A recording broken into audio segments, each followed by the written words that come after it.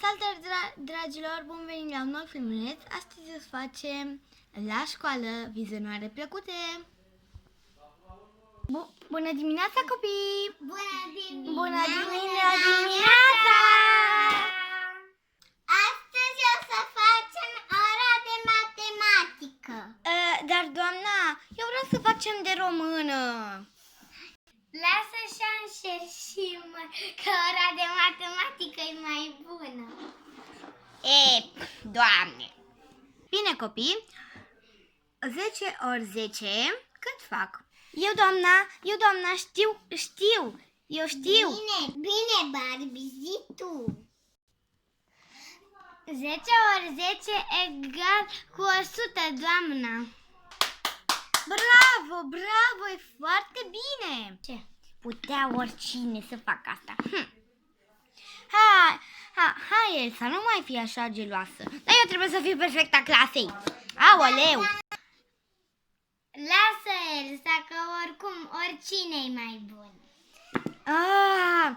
Ana, tu de ce trebuie să găsești binele în oameni? Mă enervezi așa de tare. Mai bine pleacă din banca mea, ieși. Gata. Ana, trebuie să stăm împreună. Aoleu, ieși de aici! Mâna mea.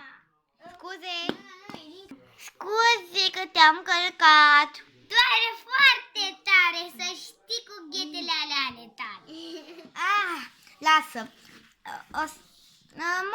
Mă vindec eu. Dar să nu mai faci așa niciodată, că mă enervezi și pe mine, să știi. Elsa, du-te la detenție pentru că ai vorbit. Du-te la detenție. Aoleu, că mă enervez, că îmi sare și asta din cap. Nici nu mai pot să vorbesc. Ieși din clasă. Aoleu, doamna, dar oricine poate să fie mai bun decât mine, dar eu sunt singura care sunt bună. Du-te în biroul directorului acum. Haide. Dă-te la o parte. Da, numai că dărâm tot pe aici. Aoleu, dar mă enervează fata asta, Elsa, e mereu geloasă. Mi-am scăpat și cartea asta. E adevărat, e chiar adevărat. Elsa e mereu geloasă. Eu m-am și enervat. De ce să mă închidem aici? Pentru că m-a enervat Elsa asta de nu mai pot. Îi dau detenție, poate matriculez din școala asta pentru că m-a enervat. În fiecare an face așa. Pa! Să nu uitați să dați un like și să vă abonați. Pa!